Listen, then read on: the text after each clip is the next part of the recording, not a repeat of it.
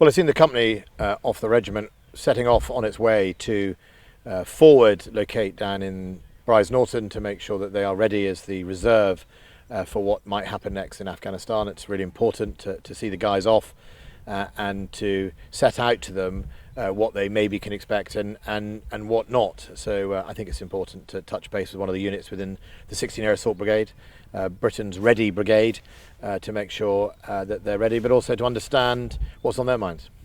Well, they're part of the brigade, the Readiness Brigade, which is predominantly 2 parachute regiments and 3 Scots, and we keep within NATO a brigade that is ready, more ready than the rest of the army, and of course when an incident like what we see right now in Kabul happens, that is the premier brigade that we deploy. Well, the Prime Minister is obviously at G7 going to try and raise the prospect of seeing if the United States will extend. It's really important for people to understand the United States have over 6,000 people in Kabul airport, and when they withdraw, that will take away the framework that has allowed us to withdraw, and we will have to go as well. I don't think there is any likelihood on staying on after the United States. If their timetable extends even by a day or two, then that will give us a day or two more to evacuate people, because we are really down to hours now, not weeks, and we have to make sure we exploit every minute to get people out. Well, we have at the moment, there are thousands of people who have either the right or the criteria to stay within the wider scheme, the sort of Afghan resettlement scheme, but that is at a different timescale from those people that are under a threat, direct threat or indirectly, for the work they did supporting us. There is a significant number of those people in the thousands. We've been working our way through that number, and our intention is to get as many of them as possible out. But I've been very clear from the very start of this process that the speed at which we have to leave, the challenges around crowds of many people who don't meet any criteria but who are trying to get out of the country, create real problems for us in making sure everyone gets out. And therefore, I've been very clear, not everyone will get out. Well, I'm not going to speculate, because it is moving, rapidly on the ground. If we get more days, we get more people out. If the flow improves at the gates, but then if there was a security concern and we had to seal the gates, suddenly you lose hours, and you lose hours, you lose people. So all of that is up in the air, and that's why I don't want to speculate on the total numbers. Suffice to say that we have got out a significant number over the last few weeks, and we'll continue to do so.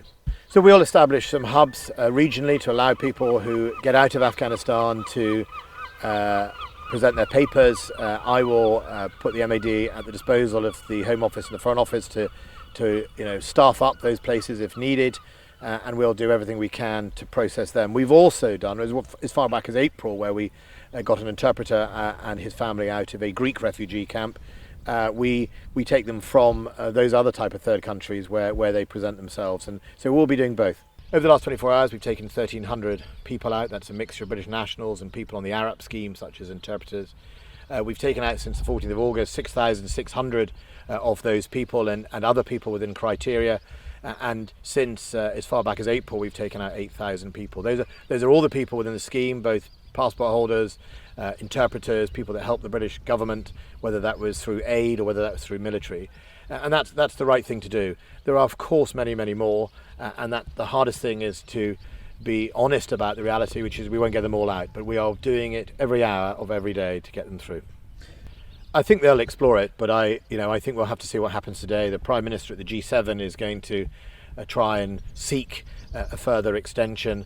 But of course, the United States and the G7 are not the only stakeholders in this. The Taliban now, have a vote, and the security situation is precarious, and I think that's why we have to see what we can do. But I think what I would also say is that, it's in the Taliban's interest to keep the country open.